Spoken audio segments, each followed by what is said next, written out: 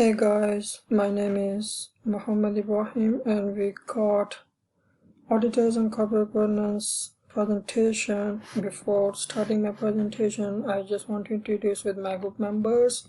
They are Felicia, Kamal Thapa, Tamhao, and Bhumika. And now I'm going to start my presentation. My first topic is corporate governance. Corporate governance is the system by which companies are directed and controlled. Boards of directors are responsible for the governance of their companies. And the next topic is that's one of the most important topic, 8 Australian Security Exchange corporate governance principles and recommendations. First one is lay solid foundations for management and oversight. Second one is structure the board to be effective and add value. Third one is install a culture of acting lawfully, ethically, and responsibly. The fourth one is safeguard the integrity of corporate reports. And the fifth one is make timely and balanced disclosure. Sixth one is respect the rights of security holders. And the second last one is recognized and manage risk. And the last one is remunerate fairly and responsibly. So that was the part of my presentation, and the next part of the presentation will discuss Felisa. Thank you. Thank you, Muhammad. Hi everyone, my name is Felicia and today I will be discussing about the effects of full adoption of corporate governance, recommendation, and principles. The first thing is the firm will be demonstrating leadership.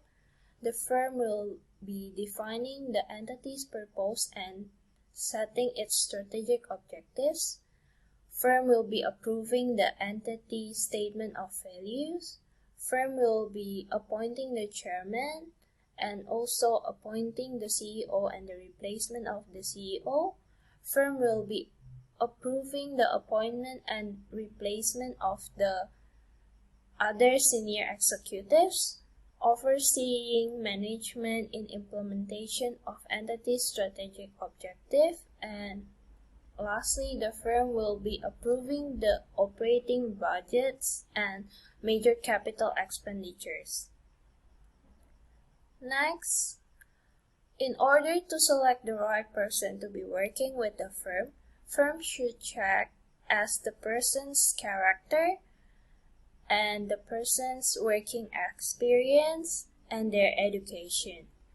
And before appointing the CEO or chairman, the candidate should not have any criminal records or bankruptcy history. Next, my colleague will continue with the presentation. Thank you. Hi everyone, I'm Tom, and now I present to you the risk assessment procedure. First of all, the business processes are incomplete without an implementation of the proper risk assessment and management procedure. Plans and solutions will be actively prepared before the occurrence of any kind of risk and danger situation for the company. The important issue is the businesses are still in risk in the auditing procedure. The auditing risk is because the auditor gives an inappropriate decision on the financial statement of the business. To examine the above risk, doing multiple application of the inherent risk, control risk, and detection risk. Specifically, inherent risk is often the risk of material already in the financial statement, which may be due to the error or omissions. Control risk is the risk in the financial statement caused by the irrelevant control of operation and the company. The detection risk is the failure of the detect material which causes misstatement on the financial statement. And finally, businesses risks are exclusively related to the stakeholder and the company. In order to build a understanding with the environment of the business. The auditor must critically observe and examine the inherent and control risk of the business to eliminate the loss of the shareholder and investor. Thank you, everyone. This is the end of my presentation, and now my friend will continue the part. Hello, my name is Kamal Thapa. As a part of our assignment, I am going to present on the topic of effect of full adoption of corporate governance, recommendations and principles. The first point is that the board will consider periodically using external facilitator to conduct its performance review. Another one, suitable non-executive director will be responsible for the performance evaluation of the chair after having canvassed the view of the other directors. Likewise, a listed entity will articulate the standards of behavior expected of its directors, senior executives, and employees in a code of conduct. The board or a committee of the board will be informed of any material breaches of the entity's code of conduct. Likewise, for a code of conduct to be effective, all employees will receive appropriate training on their obligation under the code. The next one is that giving briefs or other improper payments or benefit to public official will be a serious criminal offense. The board or a committee of the board will be informed of any material incidents of bribery or corruption. And the last one is a listed entity's anti-bribery and corruption policy can be a stand-alone policy or form part of its code of conduct. Thank you. Thank you. Hi, this is Bhumika Kauchan.